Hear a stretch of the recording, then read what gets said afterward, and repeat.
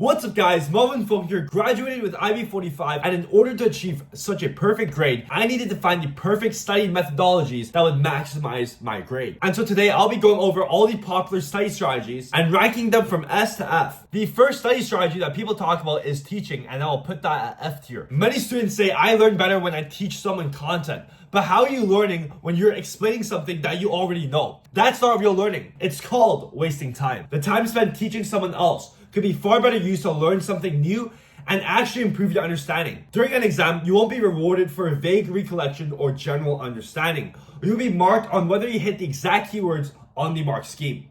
Hence, vague recollection through teaching won't help you at all on the exam.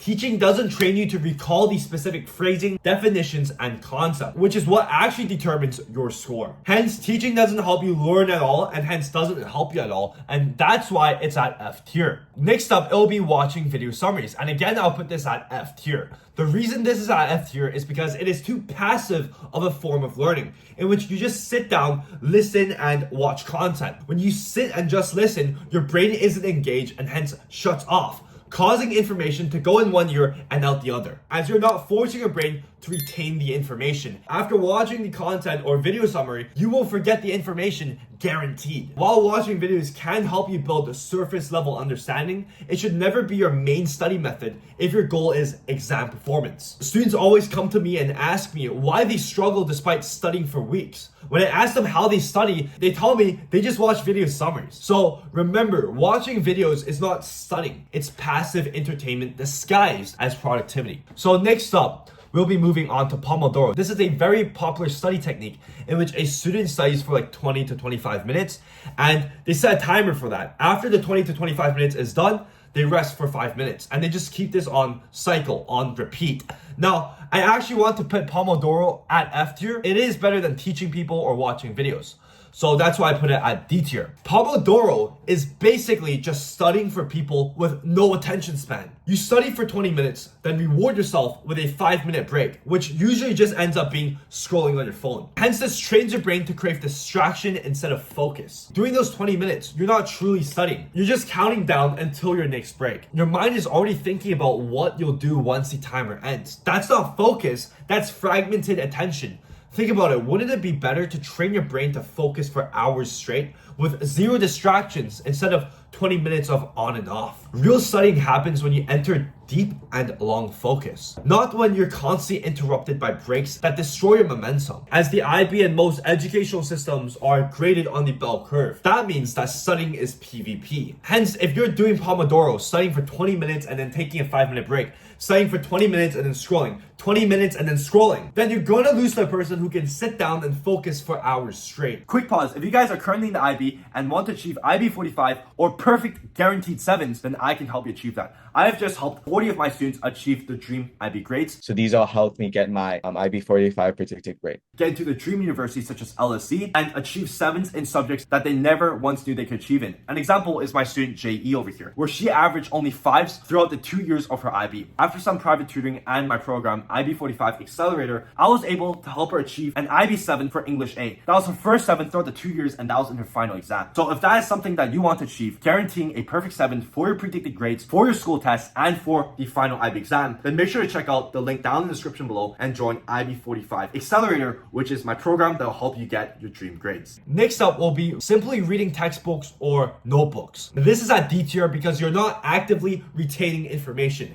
and instead simply just reading the content. Yes, it's slightly better than just watching videos since you're at least actively reading and processing the information, but it's still a passive form of learning. Because our brains are wired with efficiency in mind, it constantly forgets information that isn't immediately used for our survival, which means school content is naturally filtered out over time. So if you only read your notes once or twice, you'll forget most of it. It's a bad study method because it doesn't force your brain to recall or apply what you've learned. Without active retrieval of information, the information won't stick. Even if you're to read your notes every single day, without active recalls, when exam day comes, you won't have the exact phrasing, keywords, or structure to deploy that the mark scheme wants, costing you a lot of marks. Now next up will be listening to music while you study. Now I'm gonna put this at C tier. Listening to music while studying is a double-edged sword. When When you're doing repetitive or low focus tasks like programming, textbook math problems, or basic practice questions, music can actually help. It makes the grind bearable and help you push through the boring fundamentals. I used it myself when I had to work through all the math haste textbook questions. But when you move into conceptual learning, like math past papers,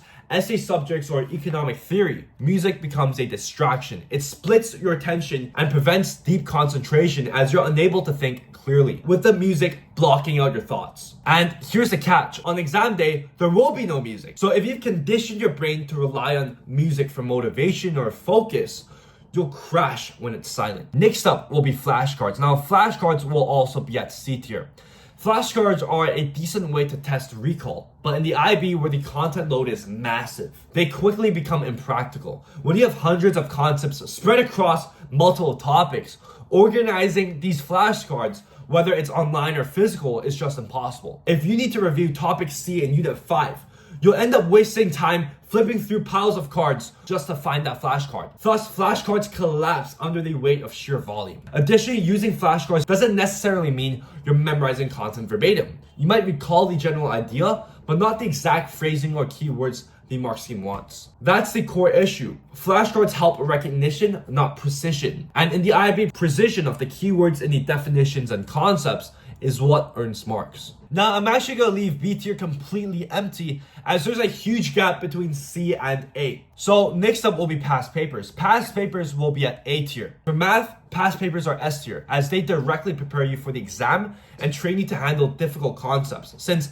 math questions often reuse similar patterns and techniques, the more past papers you complete, the higher chances are of seeing the same or similar questions on the exam. They're also an excellent way to identify weak areas and refine your problem solving under time pressure. Additionally, past papers are a great way to improve essay writing skills like English Paper 1 or econ essays, particularly your essay structure, explanations of arguments, and text analysis.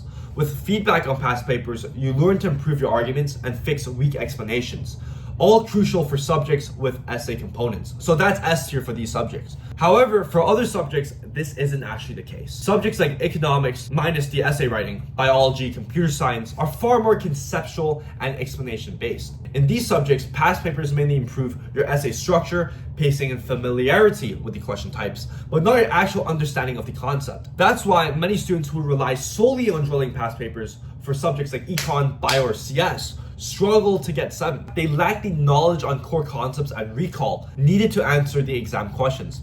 Past papers are best used in final preparation. Once your information retention is solid, to master timing, structure, and question response strategy, you do past papers. I personally do implement past papers into my study routine. For subjects that aren't math or English, I usually do them 1 to 2 days before the exam, but never at the cost of concept retention. Hence, even if I haven't finished memorizing content and the exam is tomorrow, I won't waste time doing past papers and would spend that time completing content retention instead, and would just spend a few hours skimming through the past paper answers instead. So if I were to choose content retention or past papers, it would always be retention no matter what, except for math and English essay writing. Treat past papers as a bonus instead of your main study method. Now, best for last, S tier. Memorization of physical notes will go to S tier. Now this is because it's the foundation of every high score. No matter how well you understand the concept, if you can't recall it instantly and word for word under exam pressure, you will lose marks. Especially in the IB where the mark scheme requires specific phrasing and keywords. Memorization is the only method that guarantees that you can reproduce definitions and explanations verbatim. The reason why memorization is so strong is because our brains are actively trying to forget information. And every time you memorize and regurgitate, you prolong that information retention for a set duration of time. So if you guys want to learn how to actually memorize content, then check out this video over here where I teach you how to memorize content. Content understanding helps you apply knowledge, but memorization locks it in so you can actually use it during the test. The best students don't rely on recognition or feeling like they know it. They can write every key point from memory verbatim. That's what separates consistent 7s from average grades. Now anyways guys, that's the end of today's video. If you guys enjoyed, make sure you guys smash that like button down below, subscribe, and turn on notifications because I'll be uploading many more study tips videos and IB guide videos. Anyways, that's the end of today's video. See you guys next time.